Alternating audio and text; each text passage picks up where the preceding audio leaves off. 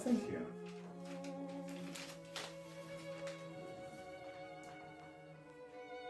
Anything interesting in the newspaper today? Someone's killed Jesse James. What? What happened? Jesse James, the notorious outlaw, has met his death at the hands of one whom he trusted implicitly in everything. He was killed at St. Joe by Bob Ford yesterday morning. The particulars of the affair and testimony at the inquest at 9 o'clock yesterday morning, the notorious outlaw was shot dead at St. Joseph, Missouri by Robert Ford, a young man about 21 years of age from Ray County. Ford, being acquainted with the James gang, recently planned the death of Jesse. This plan was concocted in Kansas City and was, as it has been seen, successfully carried out. His brother Charles was with him at the time of the killing, and the wife of Jesse was in the kitchen of the house in which they were living. At his death, Jesse was hanging pictures. He had but a few moments before being killed divested himself of his coat and his revolvers. He never spoke a word after falling to the floor. The slayers gave themselves up soon after the killing, and an inquest over the remains was begun. The house where the great outlaw was killed is a frame building, a story and a half high, sitting in a little grove of fruit trees on one side of the ridges around the back of the World's Hotel. It commands a view of the approaches for a long distance. The wife of the outlaw at first insisted that the name of the dead man was Howard, but later made a full confession of the whole affair, along with a history of the robberies in which her husband had been engaged.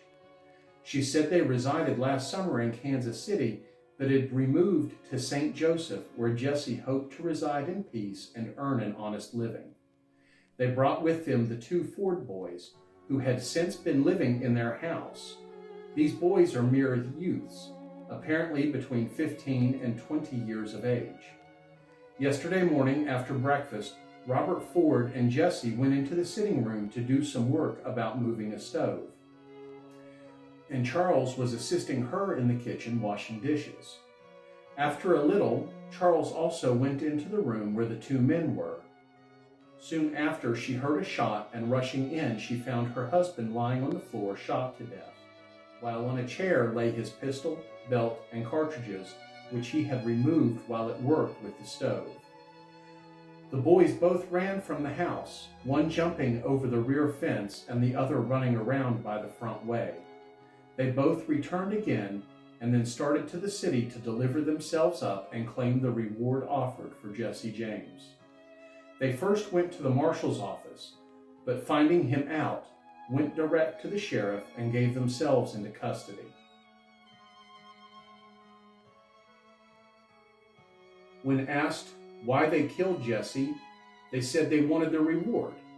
"You are young but gritty. We are all grit," said Charlie. "You never expected to see Jesse James' dead body in St. Joseph, but we thought we would create a sensation and put him out of the way." The boys had upon their persons 2 revolvers each. Charlie had a large .44 caliber Smith & Wesson and a .44 caliber Remington.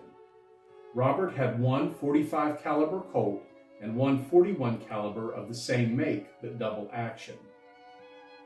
Jesse's arms consisted of one .40 caliber Smith & Wesson and one .45 caliber Colt's revolver, one breech-loading shotgun, a Winchester rifle, and 2 belts full of cartridges. The reporter visited Mrs. James in her room after interviewing Charles and Robert. She said, "Dick Little has betrayed Jesse. In fact, he has been a traitor for some time. Had it not been for this, Jesse would still be alive." What a story. This article was ran in the Sedalia Weekly Bazoo on April the 11th, 1882. I've only read excerpts from this article, but you can find the whole article on Chronicling America.